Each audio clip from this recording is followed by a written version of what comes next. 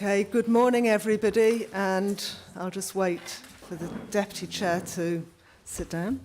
Good morning everybody and welcome to the Programmes and Resources Committee of Friday the 21st of July 2023. We do have some new members here today, so I'd just like to welcome new members to this committee who are new members to the committee but not new to the authority, and new members of the committee who are also new members of the authority, but welcome to everybody.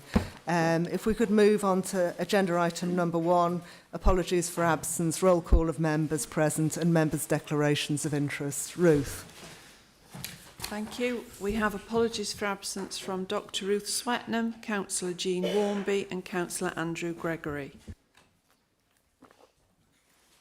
Okay, if we could have the roll call of members now, please. Thank you, Chair. Members, if you confirm your attendance and any declarations, please. Professor Haddock-Fraser. I'm here and I have no declarations of interest. Mr Beresford. I'm present and no declarations of interest.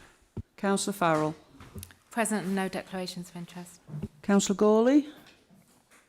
No. Councillor Greaves. Present, no declarations. Ms Harling. Present and no declarations. Councillor Heath. Present and no declarations. Councillor Nash. Present, no declarations. Mr Smith. Present and no declarations of interest. Mr Thompson. Present, no declarations. Ms Witter. Present and no. Councillor Woods. Present and no declarations. And Councillor Brady. Present and no declarations. Becky, could you turn your microphone off, please? Thank you. Okay, thank you very much. Agenda item 2 is minutes of the previous meeting held on the 28th of April. This is to receive them and approve them for accuracy. Are there any points of accuracy on these minutes? Yvonne. Just want to note that the project title on page 7 for the Champion for National Parks is Champion in National Parks for Everyone. That's the correct title. Right. Page 7, paragraph 3. Project Development Manager for Champion National Parks. So the full project title is Champion in National Parks for Everyone. Okay, thank you. Has that been noted? Okay, thank you. With that amendment noted, could someone move to approve the minutes? Thank you, Charles. Seconder, please. Thank you, Becky. All in favour? Anyone against? Good. Any abstentions? No, good. Those are approved. Thank you very much. Item number 3 is urgent business. I've not been notified of any urgent business. And item number 4, public participation. We do have one member here, a member of the public in this case, who's actually also a very, very, very long-standing member of the authority. So Councillor Kath Potter is attending today and wishes to speak on item number 7, Thriving Communities. So welcome, Kath. You're here under different rules. You're here under different rules because you're a member of the public for the course of the meeting, but because you're a member, you can stay for the whole meeting, including the exempt item in Part B, if you wish to do so. Right, so if we could move on to the first item for decision, which is item number 5, which is the UK National Parks Communications Function 3-year hosting project. And I'm going to invite the CEO, Phil Mulligan, to briefly introduce this item before we move into a discussion about it. Thank you. So this is a proposal to host what is a new version. It's a new function. So this is combining the comms function that was previously with National Parks UK with the comms function that was undertaken internally within National Parks England and the internal comms capacity from National Parks Partnership. So previously, all three had their own comms, and the idea now is to bring it all together into one UK comms function. that will then provide the comms for everyone and have service level agreements with the individual constituents for their particular bits. It was a long and quite difficult path to get all 15 parks and the National Park Partnerships and National Park England together to agree. So it's where we're at right now is after a lot of hard work, and I think it's the right thing to do to come together and create this one unit. Now, one national park needs to host this function, even though it's a virtual function. It isn't a function in its own right, so it can't employ its own staff. So one national park needs to host the function, provide the staffing, on the HR system, the finance, the payroll, and so on. And because it's virtual, that could be any national park. So expressions of interest went out to all 15, and the Peak District was the only park that put its hand up and said it would do it. And some of the reasons behind that are that it is some work, and in some ways there isn't a individual gain. We all gain, all national parks gain by someone hosting this, and it's important someone does it. For us in the Peak District, I think it's important that we put our hand up, because we are the oldest national park, we're one of the biggest, we're one of the best resourced, and it shows leadership and it positions us in the right place to be hosting this function. Even though none of the staff might actually be anywhere near here and may never come into this office, there will inevitably be more contact with the comms function from myself and from our comms people here in the park. So I think there are benefits as well in terms of kind of professional development, particularly for our comms team here. And I think it shows us taking on the responsibility. It doesn't actually cost us in cash. In fact, we get a small cash contribution from hosting it. But the kind of things that I'm going to be involved with now as the host would be the recruitment of the new director, the Director of Communications for the new unit. So I'm involved with that. I'll also be one of 3 chief execs involved in a performance panel for that chief executive. Our HR team will be a small amount of work involved in setting the new starters up and so on. So I feel the work is manageable for a park of our size. I think it's the right thing for us to do in our role as the pioneering, one of the leading national parks. And as the alternative as well isn't that palatable, which is we go back to no one hosting it. And it was so difficult to get an agreement to have this one new function. So I'm really pleased that we did put ourselves forward. And if members approve this now, we'll go ahead and we'll start the recruitment process, and we'll see how we get on with that particular role that has been quite tricky to fill in the past. But until we get out there and try and recruit, we won't know. The actual structure within the unit and the actual budget spend, we're going to let the new director come in and work out. So we've created a draft budget or a proposed budget, but we're happy for the new director to come in and work out exactly what it is they need in terms of support staffing and money for actual activities. So we know the overall pot is determined. I think it's 195,000, I think, from memory. Yes, it is. I am actually going to go back to all 15 national parks and National Parks England, National Parks Partnership for the years 2 and 3, because at the moment that is set in flat cash terms. And I've forgotten how many times I've made the point that it's not great that the government give us a flat cash grant.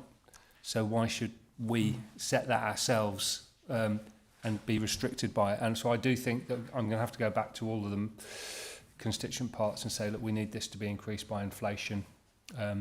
Otherwise, we've got a declining pot there in real terms. But that's for year 2 and 3. So I think that's it, Chair. If there's any questions, happy to take them. Thank you.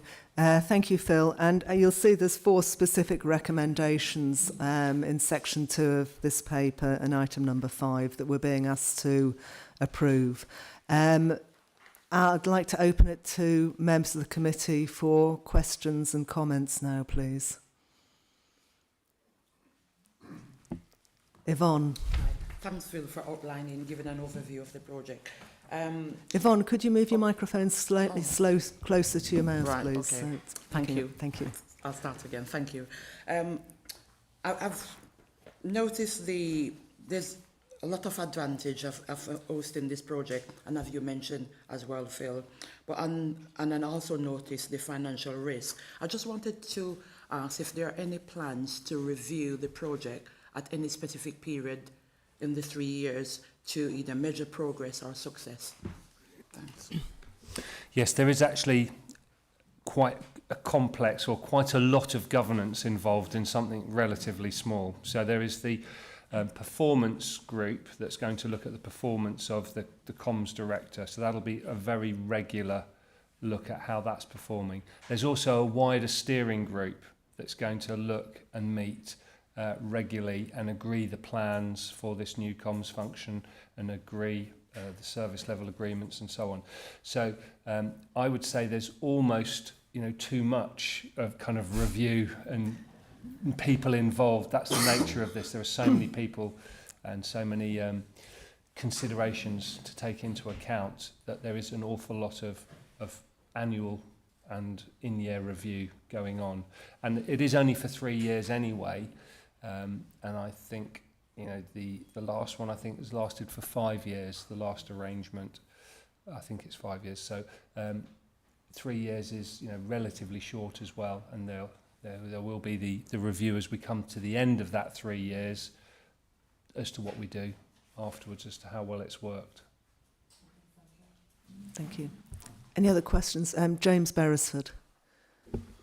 Thank you, Chair. Phil, I support this. It's not always good to win a competition when you're the only entrant, but I think it probably does us well in terms of our reputation. So I support this.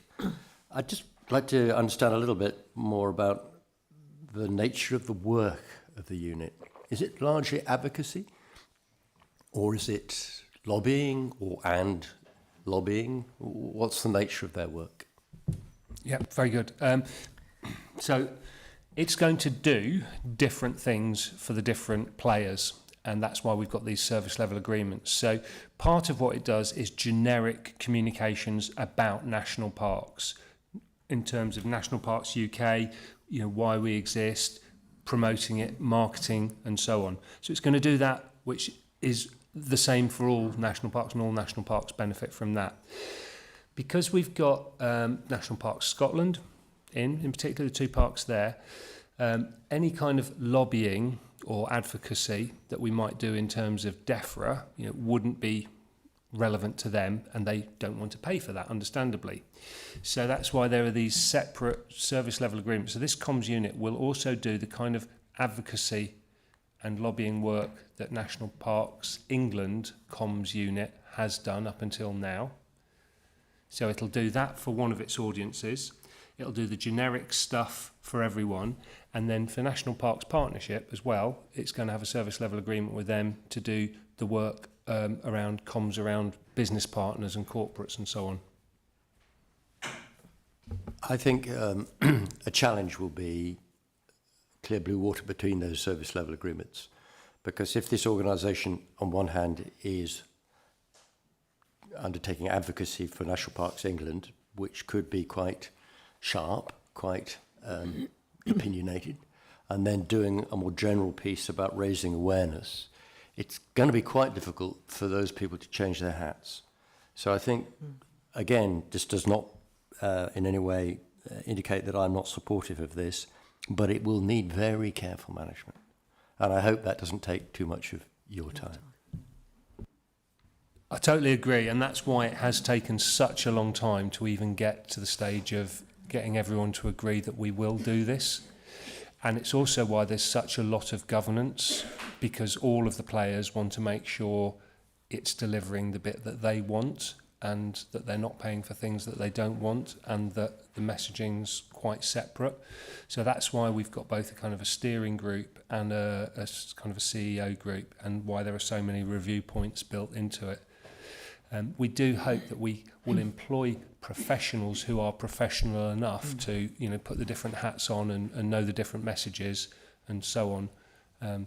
So I think, the idea is they'll be able to do that, but we have to make sure it is distinguished so that all of the different players feel it's meeting their needs.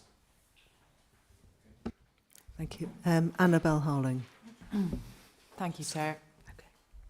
Thanks, Phil, for explaining this. I guess the position that we're in, and I understand the need for the role, I guess the position we're in is almost of being an in-kind supporter to this in terms of HR, finance support and so on. How are we as members going to know that this project is a success and is benefiting our comms team as well as the national park, the other national parks? Well, one of the reasons that we did feel we could bid for this, and I think that our bid was accepted, you know, against all the others, was that we have good track record of hosting national projects in the Peak District. There was a tourism one that we hosted quite successfully. You know, we've hosted Moors for the Future partnership successfully for 20 years. So it feels that we've got some competency in doing that.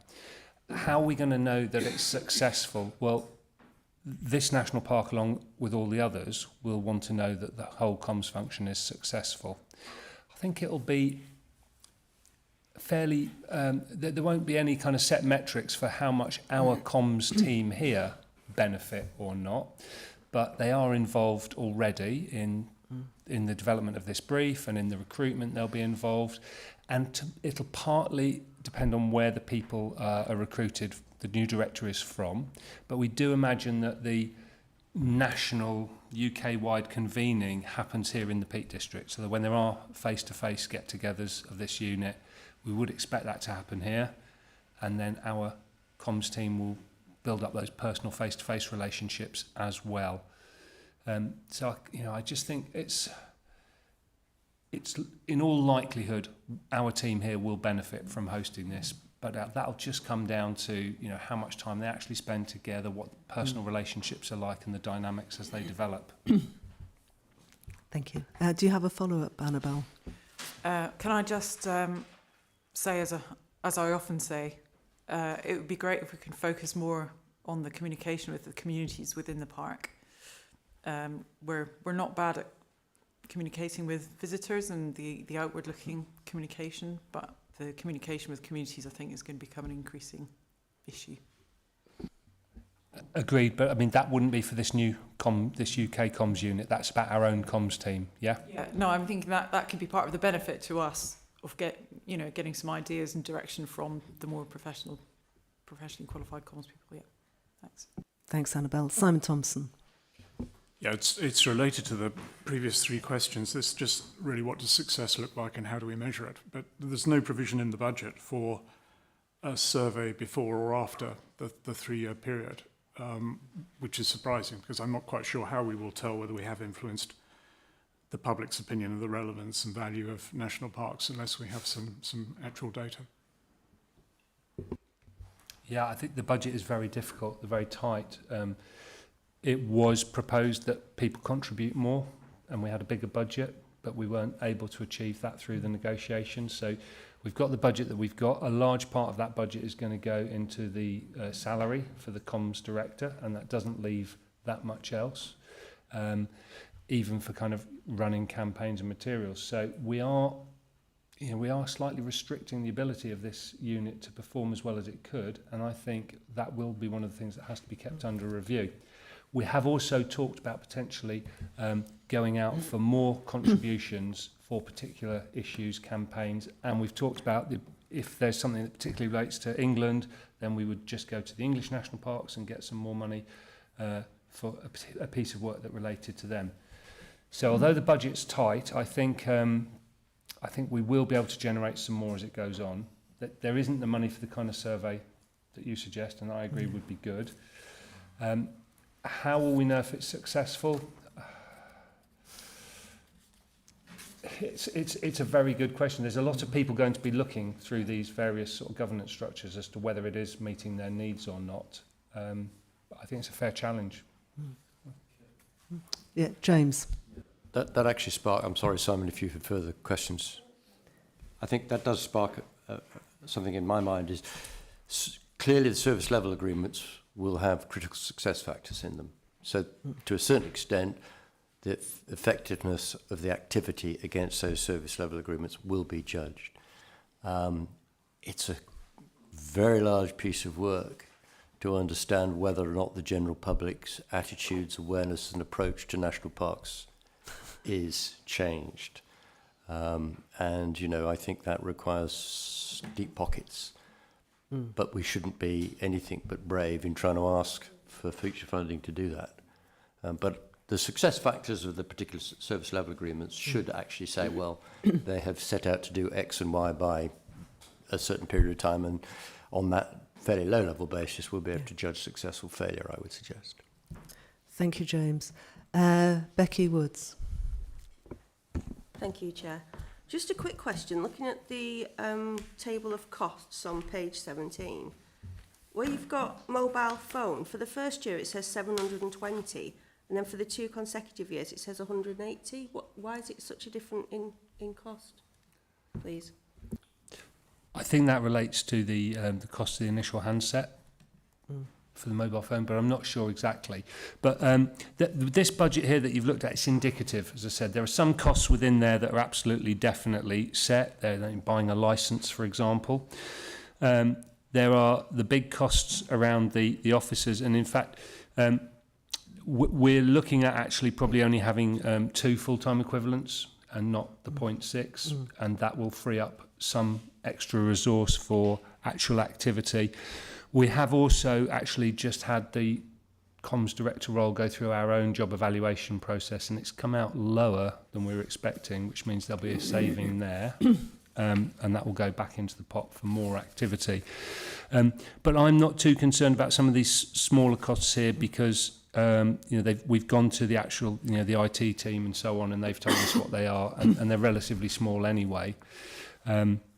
I think the big picture on the budget is there's just not much money in there. Okay, sorry, Becky, did you have? Just to come back on that, yeah, it is a small amount. It's just that it was quite a large difference, which is why I picked up on it. Thanks.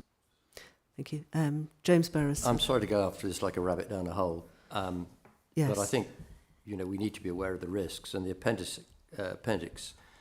certainly outlines some risks under financial, and redundancy costs. These people will be employed for 3 years, which gives them certain rights in terms of employment, and I wouldn't want us to have to pick that responsibility up totally.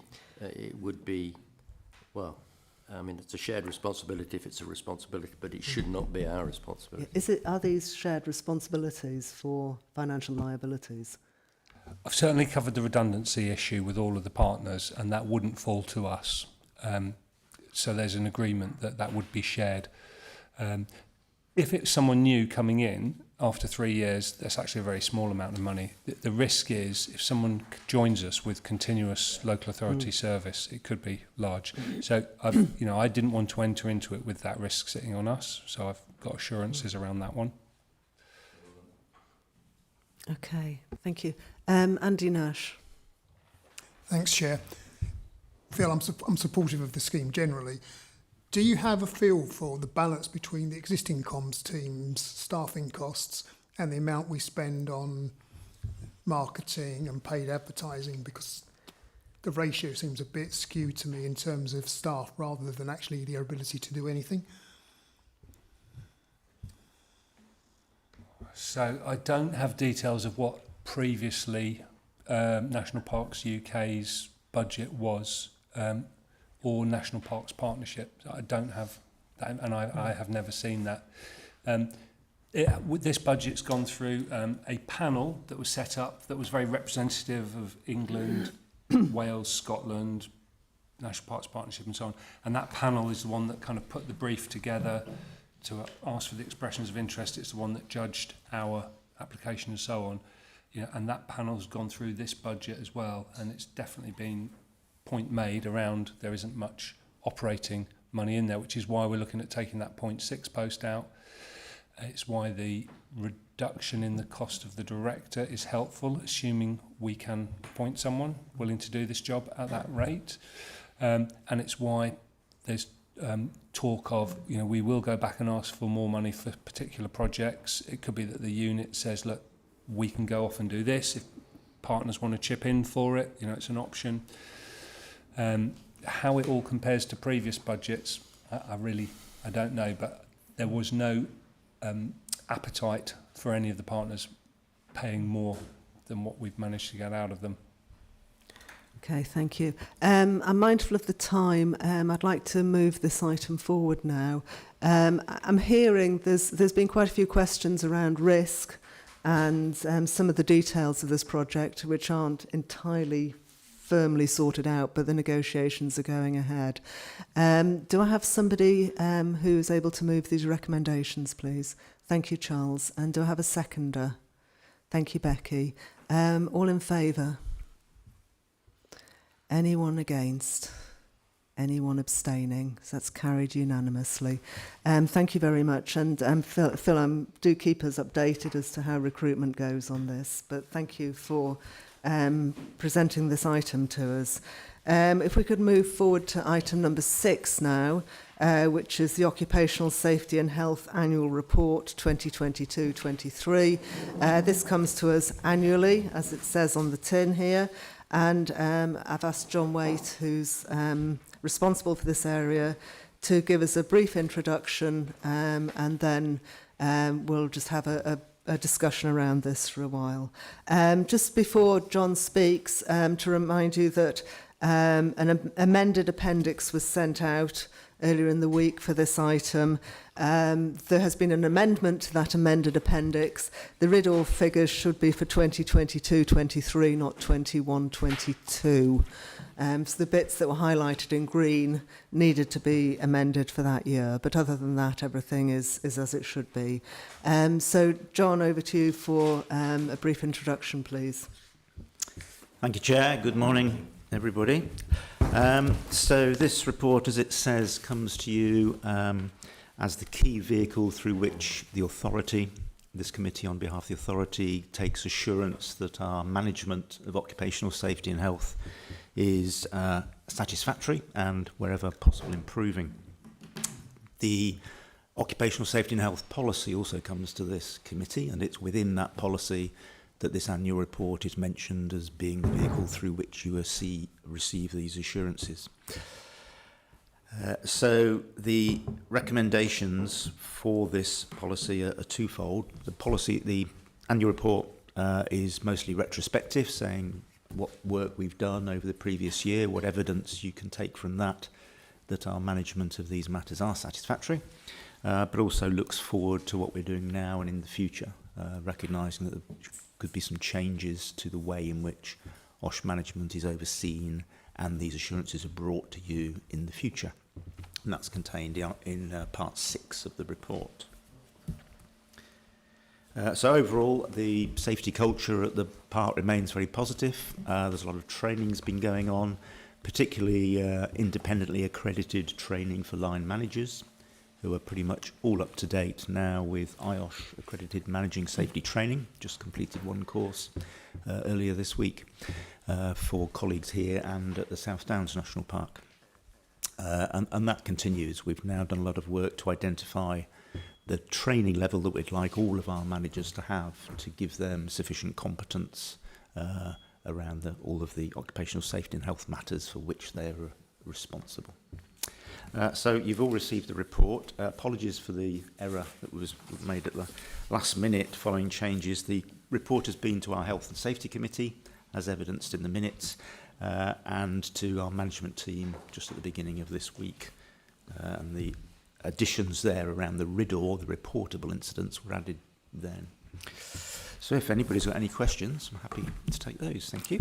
Thank you, John. Any comments or questions from members, please? Annabelle. Thank you for the report. It's really helpful. There are only two things that stuck out for me. One was the quite low rate of completion of courses for team managers. I just wondered if there's anything specific driving that. And I noted we had some incidents involving violence or aggression, which is a bit concerning. So I just wondered if you could explain a little bit about that. Sure. So the team managers, in fact, that's the last figure we have, which is a little out of date now. But because of proposed changes to the structures within the authority, we've reviewed all of the training we'd like our line managers to have. So these are significant changes to that going forward.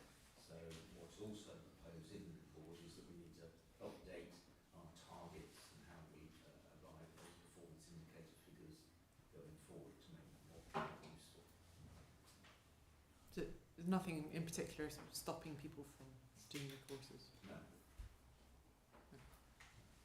Okay, and the other matter was around the incidents. Was that to staff in particular, last aggression? It appeared in staff and visitors, I think.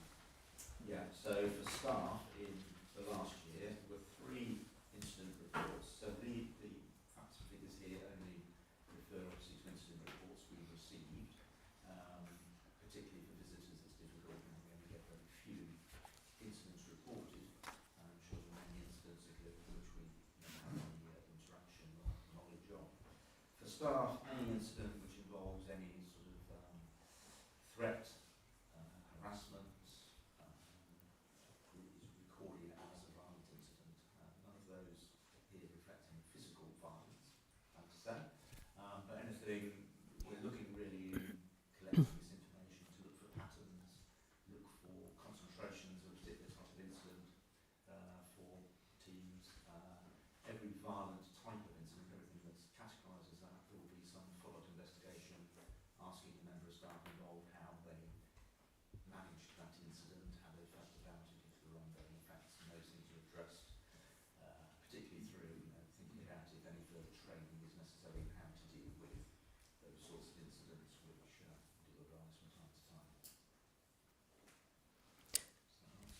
Thank you. Yes. Thank you. To be assured that we're looking after our people and our visitors as well. Thank you.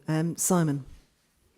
Yeah, thanks for the report. It's got a lot of detail on safety. It's got less on health, and I just wondered whether you do monitor absenteeism for health reasons and whether you've seen any increases there, as a number of other organisations have, in long-term sickness and stress-related absence post-pandemic. Yeah, thank you. Yes, we've certainly, through the well-being, particularly the effects of the pandemic and the legacy from that, we've been looking at facts and figures, monitoring staff absence through the whole period, and they did increase, and particularly things like anxiety and stress. The numbers have risen right across the sort of public sector quite significantly.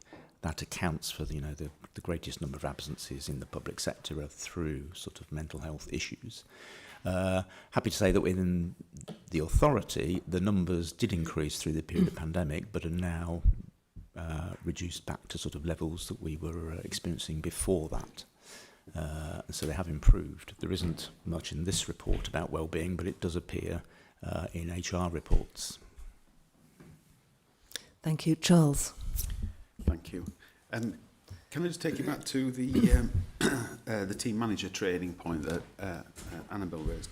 Mm-hmm. So, whilst this report is for 22-23 and identified the fact that only 41% of team managers completed the IOS training, as part of the internal audit reports, there was the issue around training, but there was also the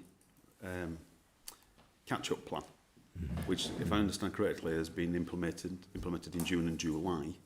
And you say you just completed some training. So could you give us a rough idea of, if we were at 41% at the time that this report refers to, roughly where do you think we are now in terms of the manager's training? Are we up at 80, 90%? Yeah, so what we've done is look forward to the proposed new establishment, what that would look like, and identified all the people that we know now will be in line manager posts going forward, and looked at those, and there were only 2 or 3 that were out of date for training or refresher training, so there has been a significant catch-up since then. Brilliant. There have been 2 managing safety courses and 2 refresher courses this year. So they've all been caught up with pretty much, and we're waiting now for the authority to approve the structural changes at the end of this month, and then we'll reassess what further training we need to do beyond that. That's great. Thank you for that. Thank you. And I've got a second one. Oh, go on then. Can you just talk us through the concept of near misses? Yeah, sure. So near-miss reporting is a famous or infamous issue for occupational safety and health advisors. The suggestion is that for every more serious incident, certainly for every fatality, there will be many more minor incidents, and many more than that near misses. You know, occasions where, by good fortune or whatever, nobody was hurt, nobody was injured, but might have been. There was a slip, a trip, something fell off a roof, whatever it might be, but nobody was hurt. And the difficulty has always been encouraging people to report those incidents, let us know, give us the opportunity to say, well, how did that happen? Why did that happen? Is there something we can do to make sure it doesn't happen again? Because next time we might not suffer the good fortune, somebody might be hurt. So we're continually encouraging good near-miss reporting. It's not unusual for organisations, even big ones with quite good safety cultures, to have very, very few, if any, near-miss reports. People have an outcome, an injury, a damage, loss of some sort that prompts them to report incidents and accidents, but don't necessarily see the value in near-miss reporting. So it's a continual battle, frankly, to sort of encourage people to do that. Thank you. Any other questions? Okay. Could we have a mover for these two recommendations? Thank you, Charles. A seconder, Simon. Thank you. And could we have a show of hands to approve these recommendations? Thank you very much. That's unanimous. John, thank you very much for your report. And we welcome you keeping us safe and healthy. Thank you very much. Thank you. We're now going to move on to item number 7, which is a fairly substantial item for this meeting. It's the Thriving Communities Aim Overview. For those of you new to the authority or this committee, one of the roles of programmes and resources, a key role, is to review the programmes element. And over the last few years, we've been working through how to do this. We now align our programmes with the 4 aims of the new management plan that came live as of this year. And the 4th aim of the management plan relates to to thriving and sustainable communities. And so the purpose of this paper is for the Programmes and Resources Committee members to, this year, understand what we've been doing around this theme to date, but understand the management plan aim and what its objectives are going forward. And then this committee will review that progress on an annual basis. This item is for discussion. Now, because it's Thriving Communities, probably more than any other of the management plan aims, there's an overlap with the work of the Planning Committee. But this aim here is looking at thriving and sustainable communities at a strategic level and at a forward-thinking, all-embracing level, not at the detail of specifics. It's really looking at that wider aim. And so how we're going to manage this discussion is Brian, as Head of Planning, with Adele's help, will manage through, starting with a presentation to lead the discussion. We've received the papers and the report. My next step is then, and he doesn't know this, I'm going to ask Patrick Brady, Patrick, to give a very, very brief statement or two based on the fact that you're chair of planning, but you're also part of the steering group for the management plan that developed the management plan and this aim, and you also sit on the local plan steering group. So I think even though you're not a member of this committee, I'd like a statement from you. Kath, then as a member of the public, I'll ask you to come and make your statement in the member of the public element of this, and then we'll open it up to comments and questions from members of the Programmes and Resources Committee. I would like to make sure we have plenty of time for members of the Programmes and Resources Committee to ask questions of this theme and understand this theme, but also what we do in this session is understand how we as members can help take forward this area and this theme for the benefit of the National Park and the authority. So it's how can we contribute as well. But please can we be mindful that although there is this overlap with planning, this is a Programmes and Resources Committee, and I'd like the majority of the discussion to be from the members of this committee. So let's start with Brian. Thank you. Thanks, John. Yeah, so it's down to get a better view. So yes, to try and understand the paper a little bit more. They're quite short papers, so there's a lot behind that, so just unpack it a little bit. And just to set out the difference really between the role of the National Park Management Plan and the role of the local plan, which is our statutory planning document, guides all our planning decisions. So the two work together in that respect. So we'll set out some of the big issues facing communities, and some of the other work that we do, our commitment to communities, what resource we've got to go about that. So I'll try not to take too long. Obviously within that we've got communities living, working, so we're actually looking at business development as well through this. We've got targets in the management plan for both.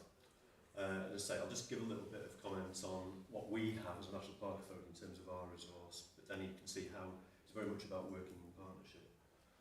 So, you know, we're required by the Environment Act to create a management plan, and it's a partnership plan. So you'd be familiar with that idea about the place. It's not just our planning document, but it's important to understand how that's framed for us as a National Park Authority. So we've got our strategy in there to support our purposes, e.g. to conserve and enhance these amazing landscapes. But in pursuing that, we must also seek to foster social and economic well-being, or in other words, we've created this term, thriving and sustainable communities. So, but it's understanding how that locks into national park purposes in terms of the Act. We can't do one in isolation. We always have to be driving our main purposes. So the local plan is a statutory document in its own way, set out by the Planning Act as a requirement for every local planning authority. We are the local planning authority. So we prepare our own spatial strategy, so what goes where, how much, what do we protect, where are the flexibilities, what's the criteria, and it's actually the starting point in law for all our planning decisions.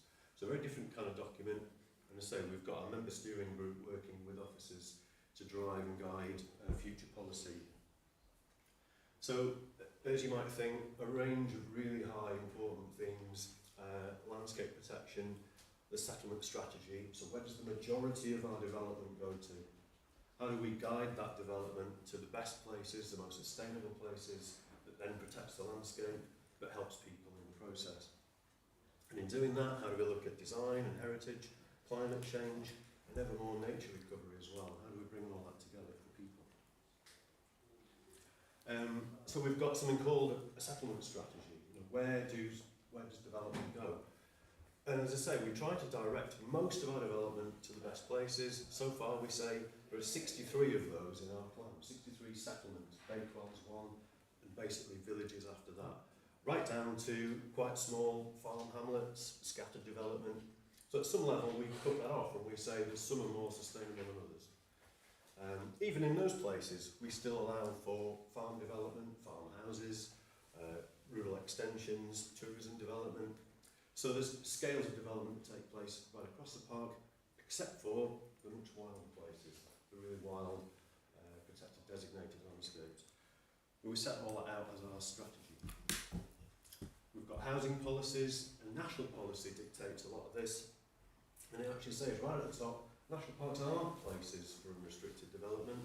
In fact, it should be limited in comparison to other areas. So we have to kind of find a set of policies that do that. How do we constrain and make that kind of policy happen? We then focus on our statutory purposes, conserve and enhance, allow enjoyment, but also address local needs. Very much about focusing on affordable housing needs. So that's done by what we call exception sites. And that's where the technical side comes in and where the local plan starts to drive it. And that's the only real area where we develop on greenfield sites. Extensions to villages by exception, because it supports affordable housing. Otherwise, it's brownfield sites. We've got some great examples in Bradwell, in Hartington, permission in Tideswell for a builder's merchant site. We're quite good at that. But you see in the paper, and sorry you won't see a lot of this, but in the paper there's the data that we've got so far, and it shows you that there's quite a lot of open market development driving that. And you say, well actually, how does that achieve what the government papers say? Well, it's because we're driving conservation enhancement. It's an important driver of brownfield sites, of conversions. And in itself, that does bring new blood into the national park. So that's our strategy for that. Otherwise, it's local needs. It's affordable housing development, the exception sites. In addition to that, we also build in farm works dwellings, and what we call ancillary development, granny flats, those kind of extensions to existing properties, keeps families together, allows for things like farm succession, keeps farming families together. So we bundle those in together as well. Other than that, we also record the number of holiday homes and other conditioned homes that sometimes give flexible conditions for both. So we've got all our data there. But there are challenges in that, and despite that new development that's going on, and there was over 1,000 of new permissions shown in that, we're showing potentially a decline in the overall population. So we're getting data on that, and Adele's here, she can talk to you about any of the evidence that we're gathering on that. So our previous understanding was that the national park population was around 38,000 people, and we think that's starting to decline. Policy team are looking with consultants about the detail underneath that. We think, for instance, it's going to show an ageing population common to other rural areas. But there's a lot of changes that go in around births and deaths, around the migration patterns, in and out, and household size change, and obviously the age profile changing as well. So all those things impact on not just the number, but the demographic graph that we see and what's actually going on out there. So there's challenges for us, how much new development, ongoing. We've talked, I remember seeing documents 20, 30 years ago saying the National Park has a capacity, we can only do so much. You get 30 years further on and you're in a whole new ballgame, aren't you? We've still got people out there that need homes. So that point about growth and change doesn't stop in a way. How far can we go? Where are the best places to go? Addressing those needs whilst protecting these landscapes. Typically, we find sites infilling our villages along the edges of the villages. So you're either kind of going on to village green type sites, or sites that add to character, or you're spreading into the landscape. It's never easy. Always struggling with that. But we've got to find it. And so the local plan is key to that. And we have our issues and options consultation coming up soon, which will ask those questions. So you've got these kind of places. This is Monash. You've got this direct relationship between villages with green spaces within them, and then directly related to this amazing landscape in the White Peak here. Strip fields, there's archaeology there, there's character in itself. We went to Chelmorton last week on committee site visits, just the same, this superb, amazing character of the historic landscape. We want to protect that as much as possible, but where are the opportunities?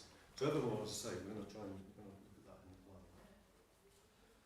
But there are challenges with this. If you'll see in the data, we'd love to do a lot more for affordable housing. How do we deliver more of that? Where's the certainty that we can bring forward sites? How do we do it? What are the design costs? How do we understand the connections that we're trying to make to local people, but actually allow that delivery to happen without impacting on mortgages and what the district councils have got to do? And what are the mix of homes that are needed? How big should they be, or how small? And what are the tenures involved? So there's a lot of issues in there. Some of it's for planning, some of it's actually for our partners as well.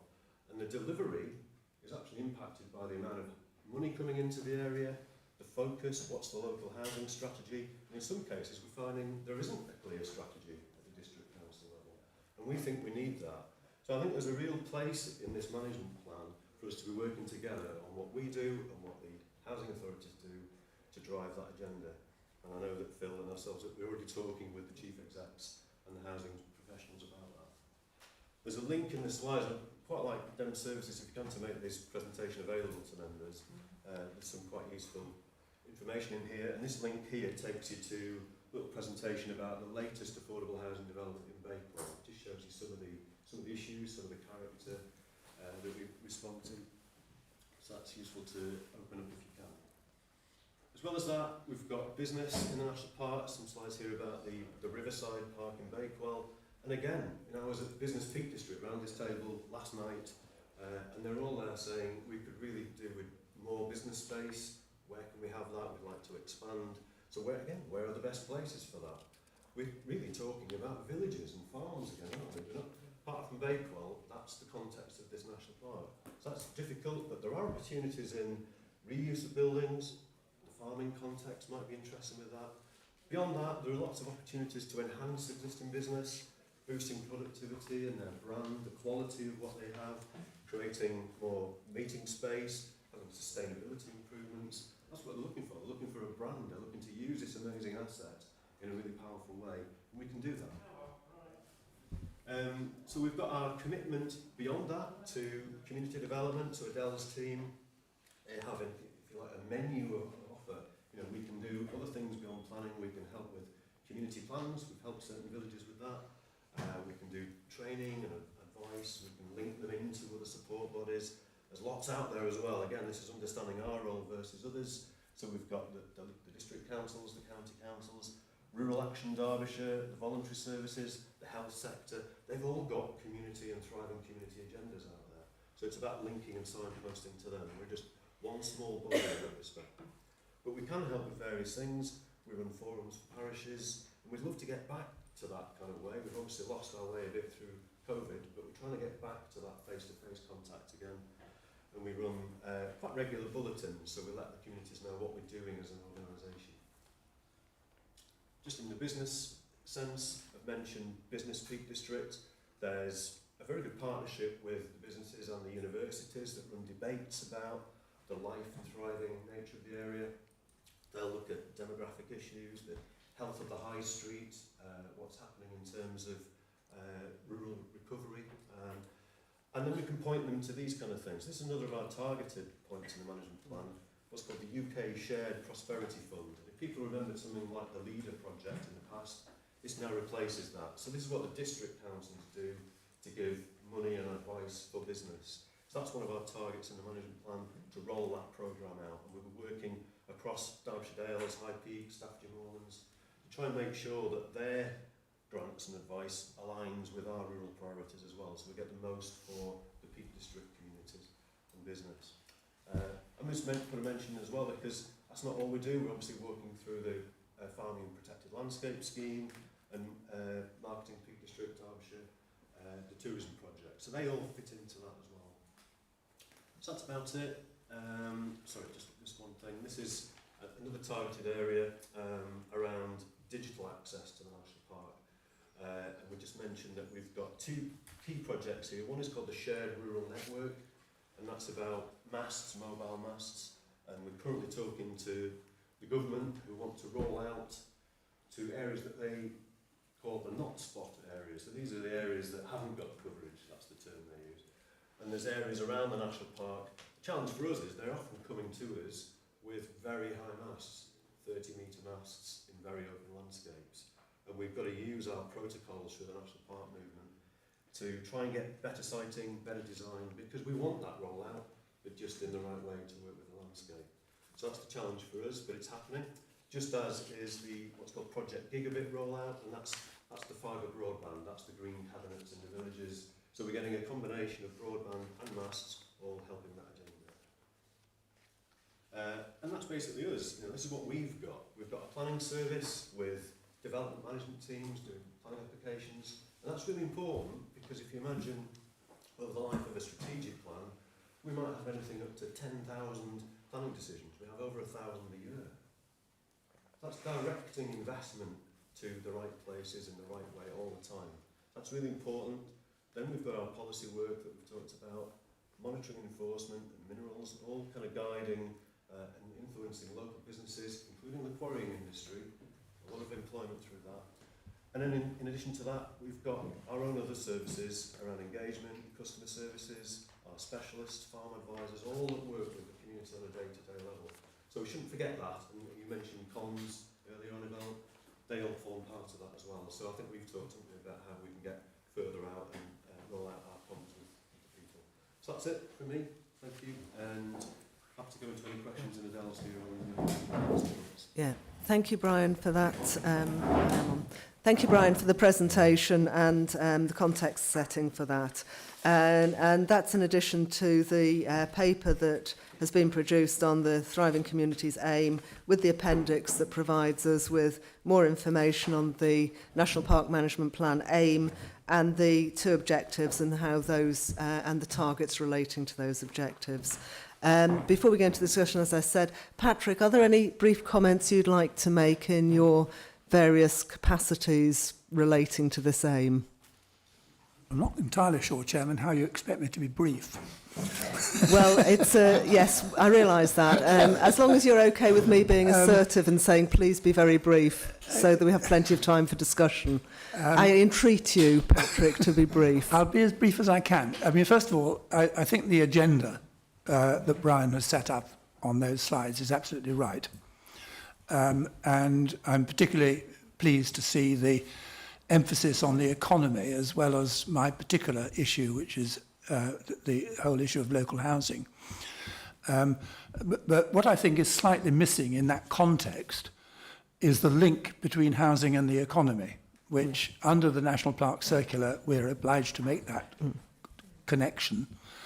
And I can see that in certain parts of the national park, without actually naming names, actually that connection is being lost and people are having to go and commute from Chesterfield or wherever to get to their jobs, where previously they lived much more locally and were able to contribute to the life of their villages and so on. And I think that is an issue. What caught my eye about this report actually was the table that was put on the wall there, and it's in the middle. It's on page 33 of the report.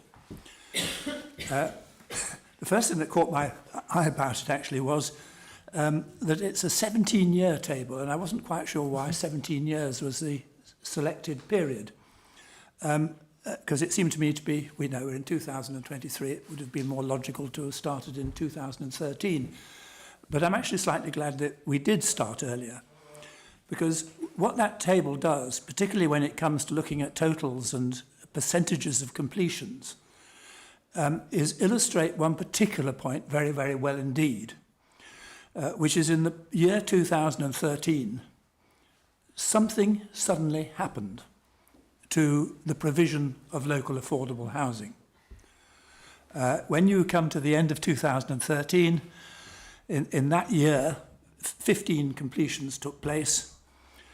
In the period that follows, the figures drop dramatically. In the period beforehand, actually the number of open market houses and the number of affordable houses is not far off from each other. They almost equate. After 2013, it drops dramatically. And the irony of that is that in 2013, we introduced a new planning document, the core strategy.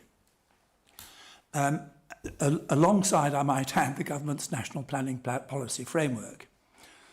I could perhaps add alongside that my arrival on the authority.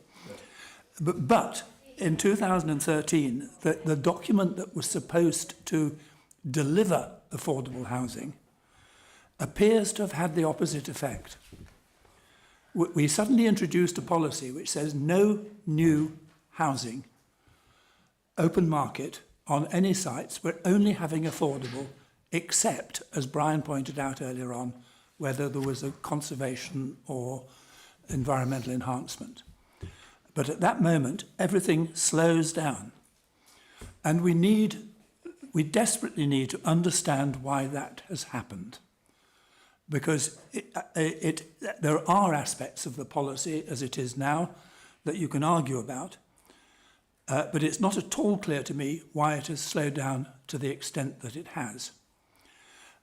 And what worries me slightly is that certainly over the period when I've been on the authority, which is basically that 10 years, I don't think we are offering the level of enthusiasm and support, if you like, for affordable housing that perhaps might have been the case in the past.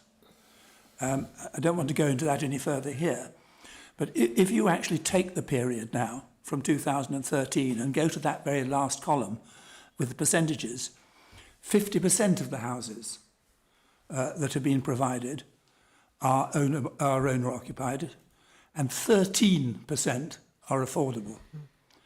That's not a good picture. We really do need to understand why that is happening and what we can do about it.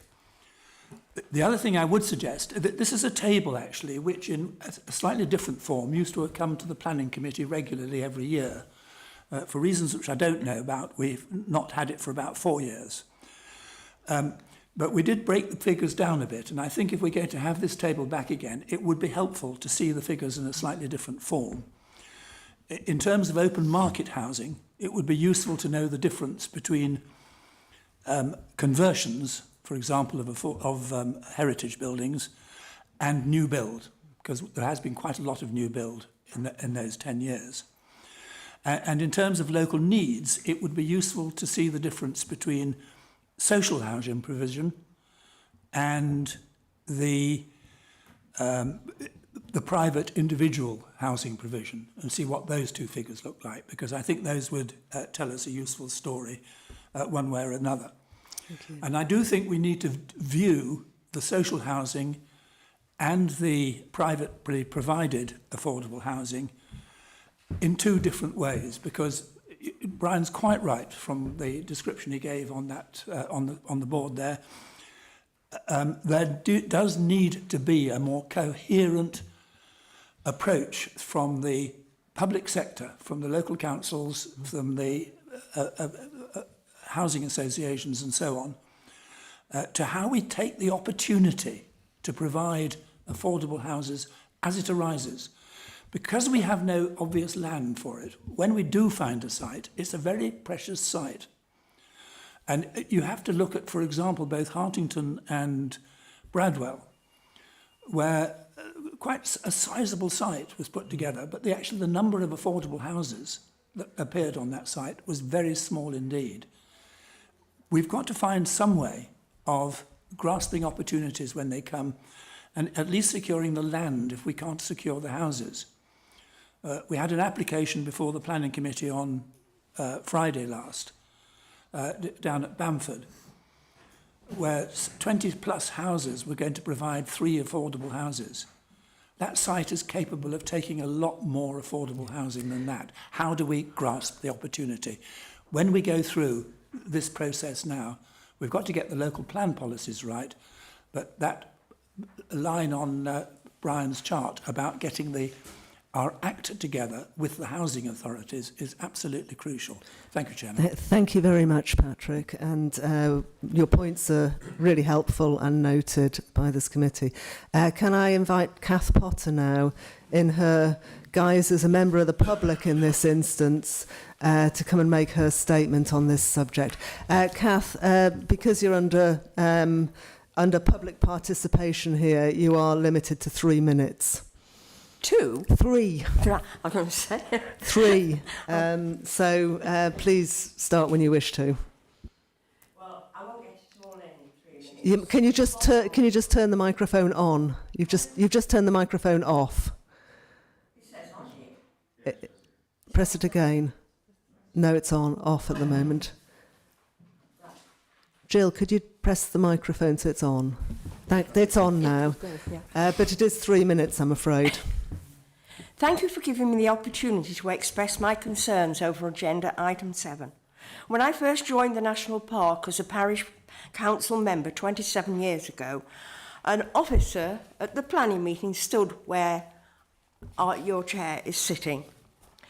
A South Darley farmer who had put in to convert a barn to become a home for his son, who worked part-time on the farm and would no doubt follow in his father's footsteps, had to work elsewhere part-time. The planning officer's retort was, "You must go and live in Darley Dale," and that was 3 miles away. Imagine on a winter's night to address issues on the farm. I have never forgotten this reproach. What about animal welfare if a cow is calving in the night or sheep giving birth? Similarly, we don't say to visitors, well, you can come to the National Park, but you can't sleep in it. The officer's response was perverse and not to be forgotten and unforgivable, but that is the equivalent. Earlier this year, a gentleman approached me with the information that a village magazine quoted in one of our peatland villages 250 beds available for visitors in that parish. And sadly, things haven't changed, and probably lots more villages are affected similarly. You only have to look at the chart before you, which indicates a woeful lack of concern and understanding of farming practices and of our duty towards our young people. I and other members have fought hard for fair play for residents, especially our younger generation, until Jill and myself decided enough was enough, we would write to our MPs. Subsequently, this is a response from Lord Bennion, who at that time was the head of National Parks. But with an embargo on it, I couldn't speak on it until after the 17th of December. I have used his wise words to great advantage in planning meetings. These are Lord Bennion's report. If you want me to read the 3 points he makes, I will, but they would go beyond my 3 minutes. You must decide yourself. Probably, Kath, if you want to send that around for people to read, I think if people want to look at it while we discuss it, that might be a way of dealing with the timing. I have read some of these comments at planning. That's fine, okay. Yeah. Yeah. Where did you get that Okay.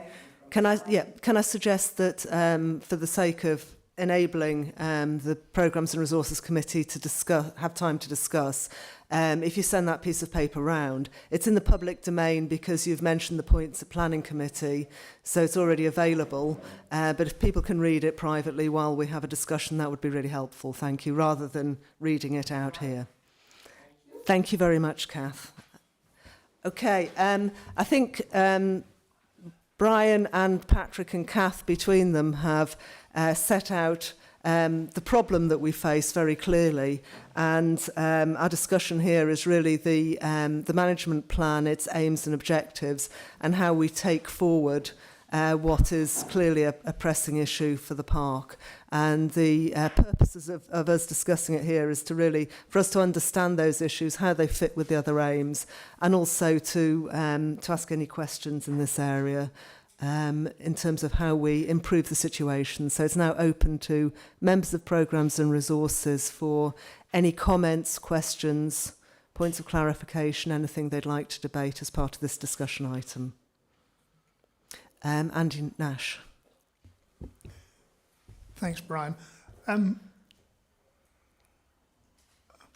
Appreciate all the stuff you put together. To me, there seems to be one big thing missing, and that's the introduction of holiday houses and Airbnbs to the Beak Park, and that doesn't seem to be addressed anywhere in your paper. Okay, Brian.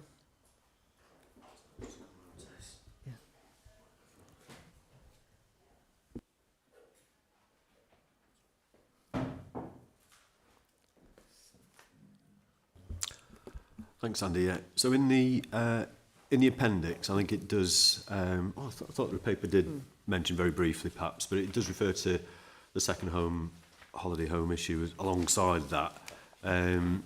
Obviously, in terms of what we can control, that becomes a lot of the issue for us as a planning authority, and we haven't had that control for second homes.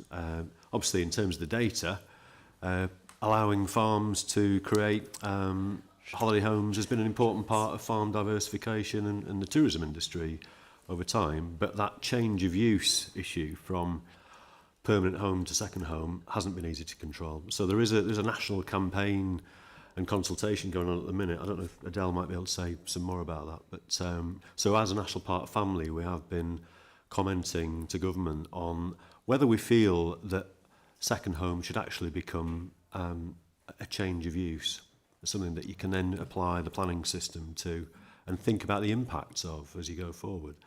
I think historically it's been seen that a house is a house, in terms of its look and character, but actually the impact of people being in there permanently or not has an impact on a place. And I think that's the terms of looking at a change to the use. So I don't know if we've got any update on that, Adele. We don't have an update. Government have done a consultation and we've responded as a National Park Authority to the issue.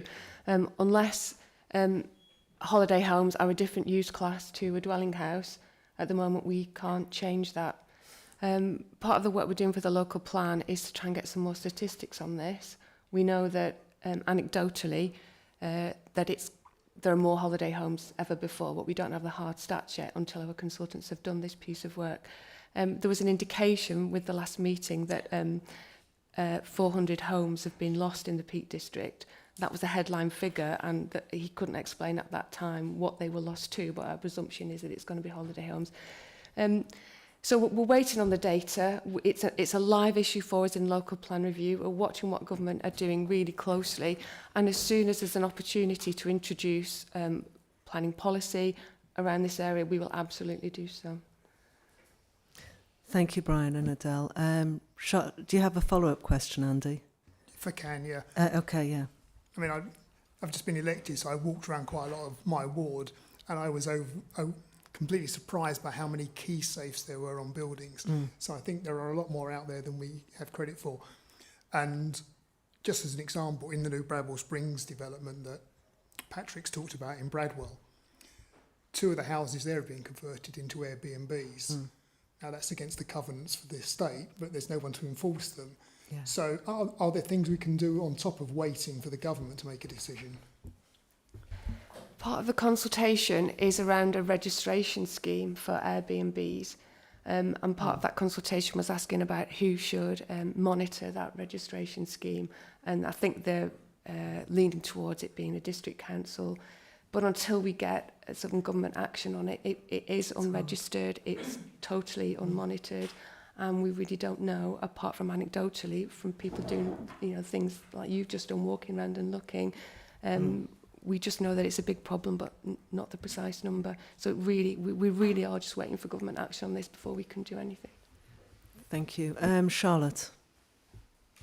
Thank you. That has sort of answered one of my questions, because I did want to know what you've put in the appendix, that you were addressing a range of second and holiday homes issues, and I just wanted to know what that was. The other thing is, you've talked about partnership issues and the local, the district council's local housing strategies. And, as a district councillor, I just wondered, what you sort of require of us, what we can do to help, because we're also struggle. So, Brian, and then there's something else as well afterwards. You've got another question. Brian, do you want to take that? Yeah, I mean, it's quite interesting looking across the different districts. They do have different priorities. For a while, there was a link up between Derbyshire Dales and High Peak, about at the time that there was a regional plan in place, and it allowed us to think about the Peak almost as a sub-area within the East Midlands region, and they brought their thinking together for the rural context. We quite quickly realised that I think they've got quite different priorities. The Derbyshire Dales has a very firm corporate priority for affordable housing, and it will use all its means to kind of direct its own receipts from council tax and right to buy receipts to pump into right to buy into new affordable homes, and that's what subsidises a lot of the delivery in this area. That doesn't happen in the High Peak. They've got much more emphasis on market housing to drive affordables. So there's a different agenda there, and that's quite difficult for us in a national park. So we need to understand, and we need to hopefully kind of align the district councils towards the national park context. There is a constraint there, as we've seen. National policy and the law sets that out. We need to work within a tighter constraint, really. Once we do that, and I think you've got clarity on what the needs are for an area, we then need to look for investment. And I think that, the other point that Patrick raised, what was the reason for that cliff edge moment? There stopped being an investment plan into the area. Up until that point, that combined housing authority agenda working with us had money behind it, and that stopped. So you've actually got that pressure starts to turn from investment and subsidy to how else do we deliver? And should we change policy to do that? I actually think we should be working together on that and saying, we're all in the Peak District, let's identify what needs we have and go to Homes England and actually say, we need more of these kind of great schemes. We've got some good examples, like in Bakewell and Taddington, there's a newish scheme there. And they're the ones that we're looking for, really good, well-built homes in perpetuity that address the needs of the local community. And that's what policy tries to do. but it's absolutely dependent on the investment in the area. Thank you, Brian. Charlotte, did you have a second question? Well, it wasn't really a question, it's more a point that I don't think this really addresses the transport issue as well, because, you know, it's all very well bringing in economy and that, but unless we've got good transport, public transport links, sorry, I always mean that, public transport links, you know, we're just contributing to the overall problems in the park. Brian, do you want to respond to Yeah, I mean, I think it's important. This is where we see the management plan as a connected document, because there's a lot said about that in the climate change aim, and there's some work going on about it. But it absolutely supports communities and business. You know, around the Business Peak District table, who were saying a lot of the things that Patrick mentioned earlier around how do people in the area get to business, you know, if their job's in Chesterfield or whatever. It needs that support, and so connected transport is vital to make this plan work, really.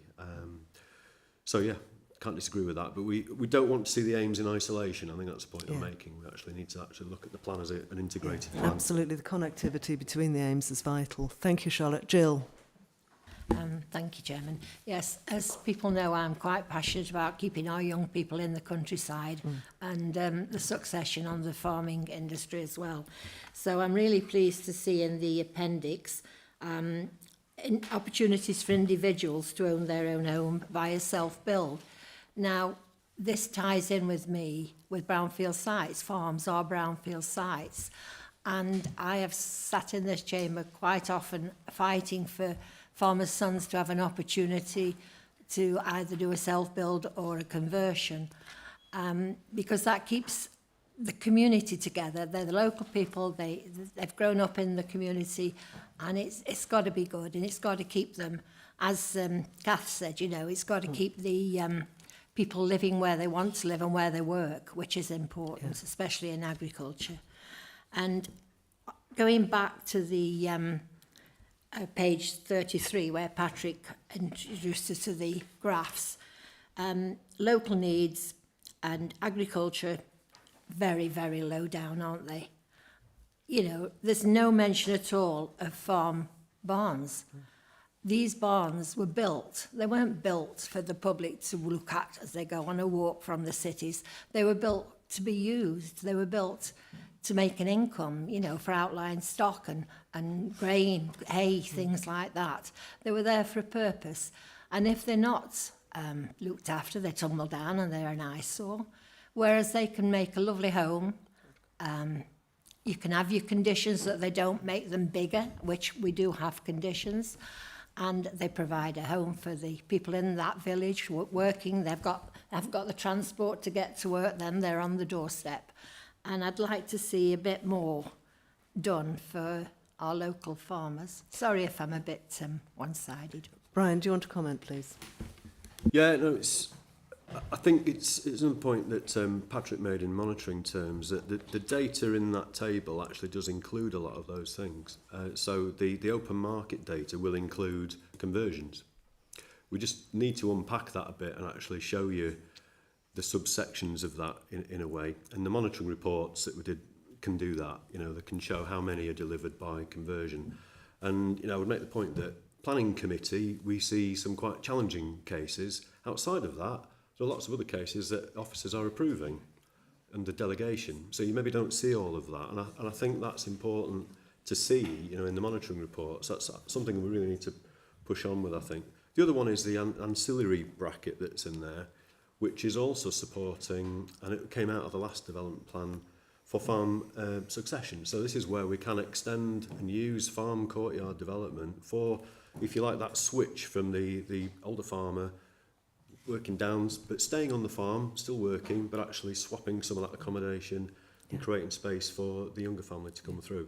So there's a lot of that story in the data. I think we just need to unpack it a bit. Thank you. Jill, did you have a Just to say quickly, thank you for that. And I must admit it is better for this. There has been quite a few that have been approved, as I know too. It's much more flexible than it was when I was first on. It was very much against anything being done. So you are getting better. Hooray. Charles. Thank you. I was wanting to get a better idea about how many rural exception sites have been identified. You'd said there were 63 settlements identified in the strategy. So of those, how many have rural exception sites for those localities? I'll let Adele come in on a bit of this, but just at the top level, there is data that's showing which of those 63 has had delivery. And there is a difference between completions and permissions. So I think that data was the completions piece. So there are more that have been permitted that haven't been built out. So we can probably provide that data in terms of where the permissions have been in terms of those settlements. The other side of it is probably down to how we go about finding sites. And that comes back to the work that we do with parishes once need has been identified. So, and again, there is some background information on that, but I'll see if we can say any more. Thank you. So we do some work to look at this for the local plan review, and I can't remember the exact figure, but it was only something like 20 of the 63 that had affordable housing schemes over the plan period. And we've seen some development in some villages that are not in the 63, just one or two small developments. So we know that's an issue, and one of the things we're looking at is that strategy right? Should we be focusing on some more of the bigger settlements and trying to identify some sites through the local plan process?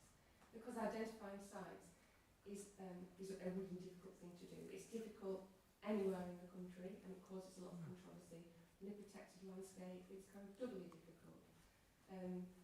But that's something that we're actively looking at, and you as an authority and members of the public will get a chance to comment on what those options might be in the issues and options consultation. But I think it was about something like 20 of the 63 have had sites. Okay.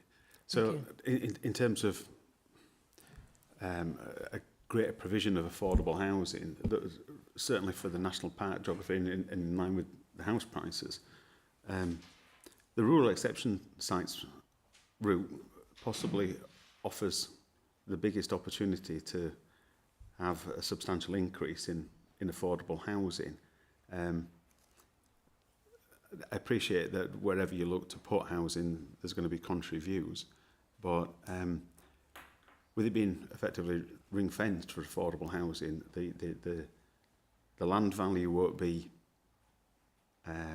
such that it rules out those housing associations from being able to fund a development. So I wonder whether the scope here is to really revisit that and see whether there may be some more contentious sites, but you know, just another 20 sites that might be adding a dozen houses per site will make a substantial impact, you know, in terms of the numbers that we've been looking at. And all of them effectively would be affordable, and all of them would be secured for the future as well. Yeah. Brian? No, I think that's absolutely where the plan review is going. How do we release more of that? I think an important high-level point is that when you've got issues like population change and affordability, there's only so much the delivery at our scale can do to influence that. So I think the benefit that we see is very much at the local level. It would take, you know, and some of the population data and trending model that we get shows it, you would need thousands of new houses to actually start to change the idea of affordability, or to actually change the demographics of the area. And does that get to a point where it actually becomes incompatible with our purposes to do that? So that's a strategic point, but it doesn't mean, the point you've just made, actually, that kind of number of delivery in a particular village could have a huge impact. You know, and actually that's where I think we see the benefit, actually, that those few houses in a place can make a massive change. And so that's kind of getting the strategy and the local right in your mind, I think, in that respect. Yeah, is it quick? Yeah, Charles, we need to move on. I think there's also the other bit, perhaps for some villages, and we were discussing this last night regarding pubs closing down, but also in respect of schools, there's that opportunity to perhaps introduce 12 new families within a village, which then actually might make some of those community facilities more sustainable and more viable in the long term. So there are some. It's going to be individual to the 63 settlements, but I just think that perhaps that's the best opportunity that we're going to have. And that's where I think it is important to take account of the open market bracket in there. As long as we're comfortable that is driving conservation enhancement, that's new blood to the area, that is new families. So the proportion piece that Patrick mentioned is interesting. How do we get more out of brownfield sites? But we are still bringing new families in Hartington and Bradwell and other areas. So that does help, and it is part of the category, but it doesn't solve all of the problem for local people. So there's balance in there. Thank you. No, James next, sorry, then Becky.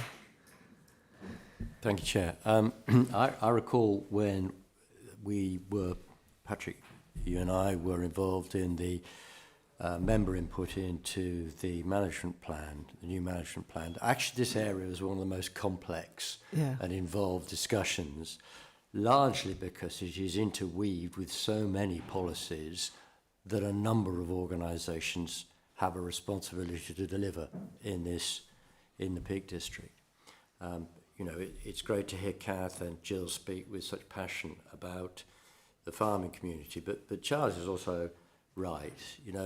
Actually, the nature of our communities has changed in a whole-scale manner, and many of our communities have become ghost towns without community facilities, without pubs, without places of worship, etc., because young families can no longer stay here. Now, I'm stating the obvious because that's very clear in the management plan. I think the key factor here is that the national park is full. We're full. The negative impact of so many visitors on the environment, on climate change, is just beyond redemption, actually. And I think whilst the management plan is quite clear in some of the aspirations, we need to do what I think Brian has just alluded to, and that's develop more of a narrative of the issues for the Peak Park that we can all sign up to and we can all use to convince government and other bodies that we have issues here that are without our control. We need more support, more, and I don't necessarily mean finance, although that's always quite helpful, but there needs to be legislative change around Airbnbs. It's not regulated. Anybody can have an Airbnb, and that's fine because it helps in certain instances. But we've heard from the tourism industry, actually a lot of the tourism businesses in this part of the world, in the service industry, are struggling because they can't get people to work in those businesses. And that's a real issue. So somehow, I'm just being sort of replaying some of the problems.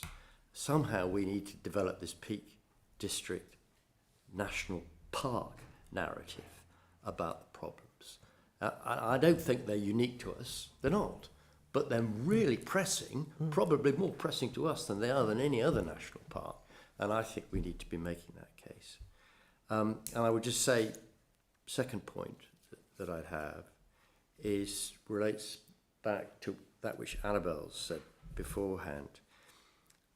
I'm not sure that the communities in a national park, in this national park, know that we are concerned about them. They don't. I think they think we either stop any planning we want them to do, or we're responsible for all the visitors. That's what they think about us. And whilst I fully support the Parishes Forum and the way in which we communicate through the Parishes Forum, it's not enough. Because actually many of those parishes do not pass on information. Sorry, they don't. They might pin up the news on a board, but that's it. So we've got to try and find a way of communicating more effectively with the communities so that they don't think we're just the evil person that sits on a hill at Alden House. And we are listening, and we do need to listen, and we need to make their case to government and others. Sorry, there endeth the sermon according to... Thank you. Thank you, James. And all applause save for the chair. And Phil's added that to his to-do list for tomorrow. Phil's added that to his to-do list for tomorrow. Well, no, we're not finishing till 5:30, Phil. Thank you, James. I think members universally support those comments, and it's about being strategic, joining things up, and actually recognising proactively that we can do good rather than just be negatively seen. But it's a complex, wicked problem we're dealing with here. Just finally, and come back, that it's through the management plan that we've got to take this. We've sweated blood over the management plan. It's through the management plan that we have to take this challenge forward. Thank you, James. There weren't any questions in there, but there was a lot of provocation to think about. Becky? I'm not sure I can follow that. You're going to have to, I'm afraid. Just to make a point, actually, that kind of backs up what both Jill and Kath have said. In Whitby, currently, they're trying to pass something where any new builds, local people will get the first priority on any new build property. Okay. Which suffers a very similar problem to the Peak District, in which there's a whole street called Church Street in Whitby, which is under the 199 steps, and every single house on that row is a holiday home.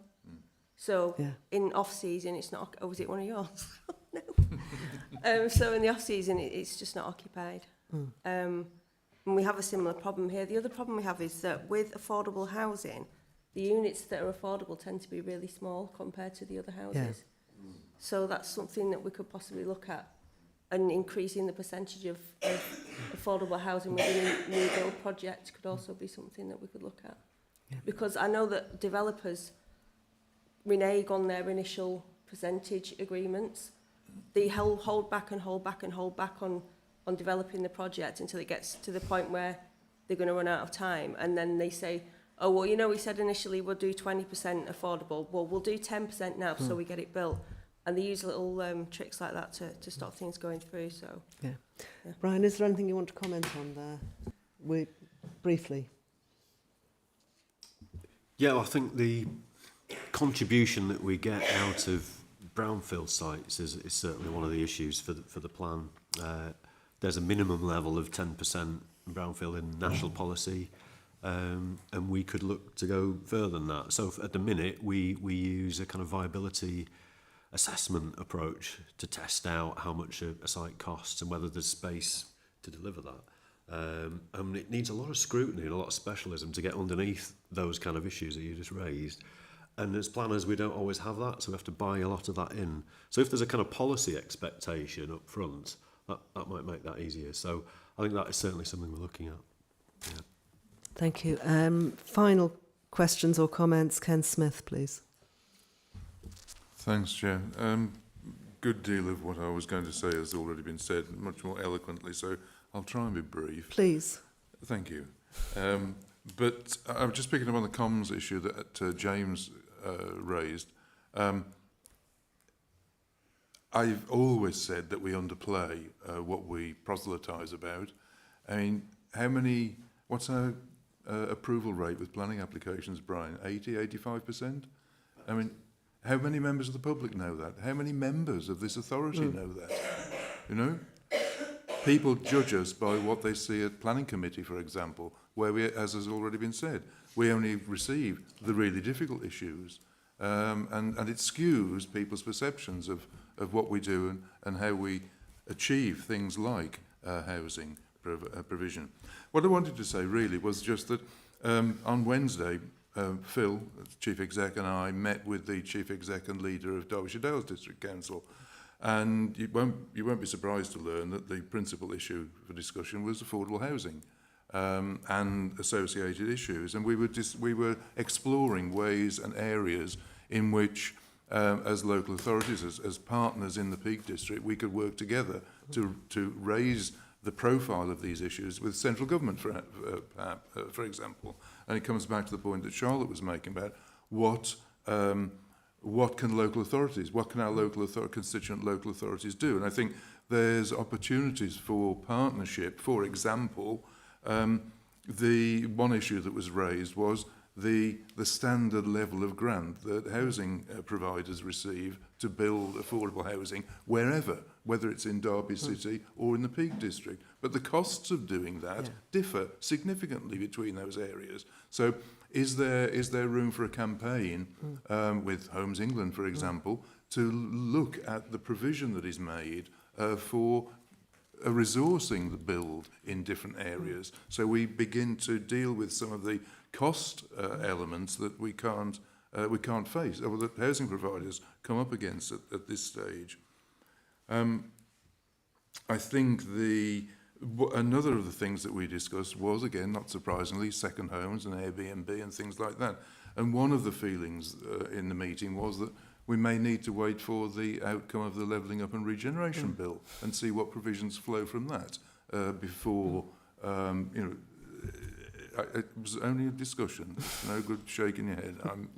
I'm not being judgmental. I'm just reporting back, as I shall to authority on Friday next.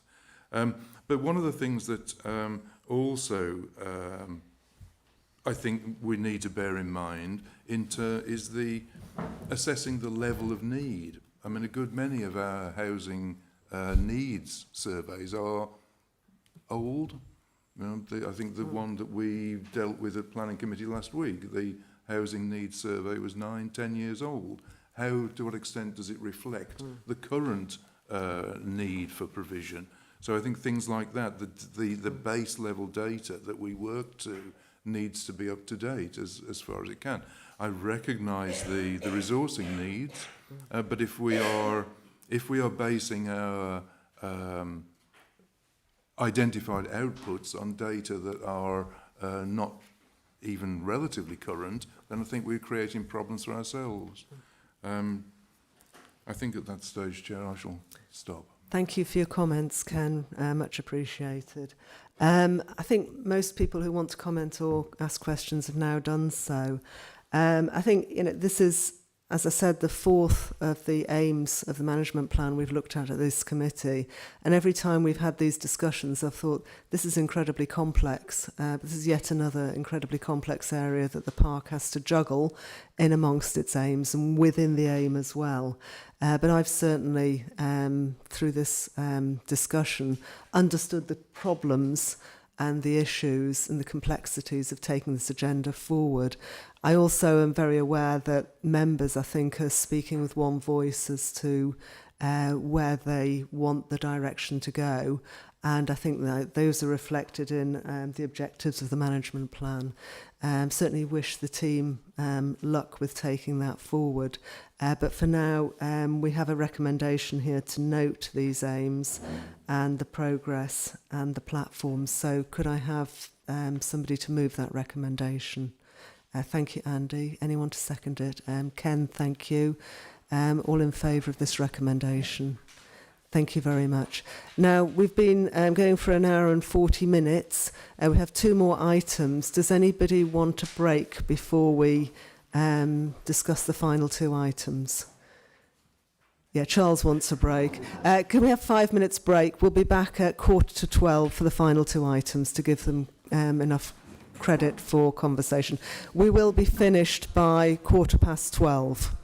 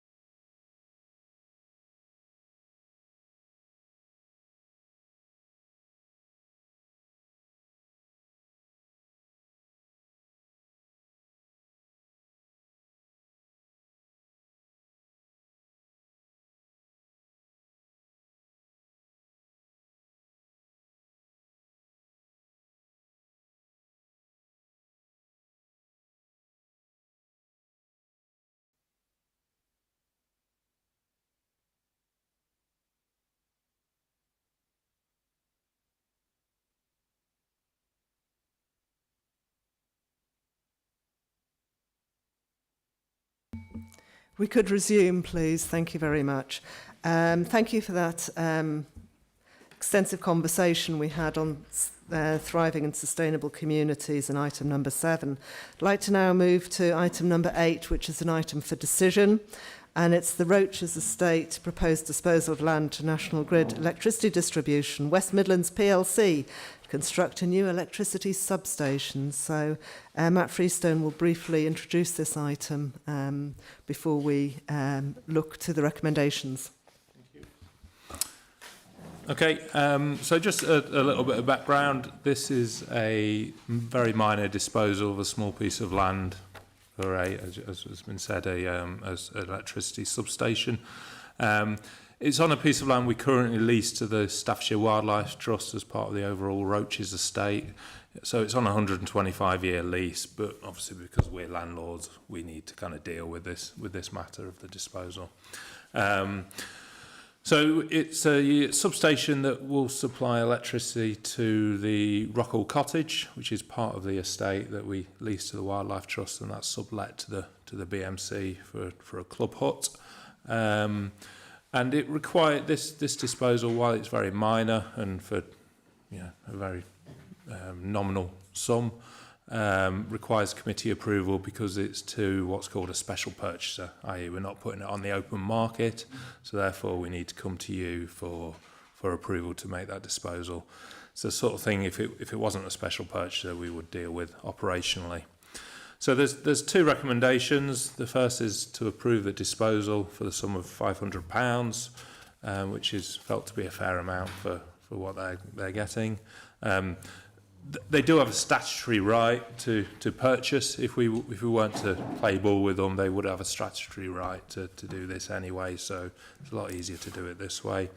And we've got a second recommendation to amend the asset disposal toolkit, which is the internal consultation process we go through before we get to this stage, to basically relax the rules around our internal consultation for these kind of operational transfers of low value, as we've called them.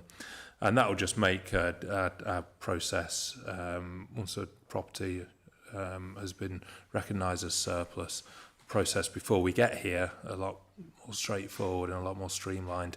In this sort of instance, would still require a decision from members. We're not changing standing orders, so you will still be given the decision over the disposals where there is this special purchaser case.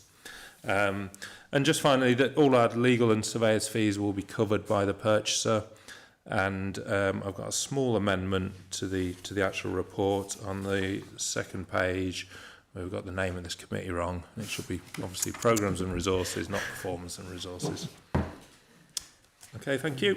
Yeah, thank you, Matt. So there's 2 recommendations. One specifically relates to this small piece of land, and the other is to sort of reduce the bureaucracy in the toolkit for such small immaterial pieces of land and their disposal. But it doesn't change the fact that we as members will be making the decision on the disposal at the end of the day. So can I open it to members for questions? First, James Beresford, then Ken, then Yvonne. Just to move the recommendations. Thank you. Ken? It's an inquiry about the nature of the cabling that's going to go from this point to the cottage. The reason I ask is that it's not that long ago that an area along the path, along to the northeast of the line of the cable, a footpath repair operation revealed a Bronze Age burial, cremation burial. And I just wondered, it's noted that Cultural Heritage has been consulted, but whether we, as part of this disposal, or was it a separate issue, that we might wish to consider archaeological monitoring at least condition to the works. Yes, I think Anna has come back and has actually suggested a different route to this. So that will be done as part of the disposals process. And similarly, there's the SSI consent to go through as well, which is another mechanism we can use. Thank you for that. In that case, Chair, I'm happy to second the recommendations. Thank you very much. Yvonne? Thank you, Chair. On page 42, I just wanted to have an understanding of where it says the National Grid approach the authority as they wish to take a freehold interest. Can you just explain a bit more of that for me? Just to get my understanding of what that means, please. Yeah, well, a freehold interest is basically you're owning the freehold to the land, so you actually own the land rather than a leasehold interest, which would be a lease of the land. So the Wildlife Trusts have a leasehold interest because they've got a 125-year lease, whereas National Grid actually want to own that land to be able to do this. So while they do the work that they have to do there, the SWT will have the leasehold, but the National Grid will have the freehold on the same piece of land. It will be taken out of the Sheffield Wildlife, Staffordshire Wildlife Trust lease. Okay. Yeah. Thanks. Thank you. We've had a mover and a seconder for this motion, so can I ask if all are in favour of it? There's nobody not in favour, so that's unanimous. Thank you for that item, Matt. We now need to move to item 9, which is need to move into Part B for the final item for the reasons that are set out. Charles, you're willing to move that. James, you're willing to second it. All in favour of moving to Part B? Thank you.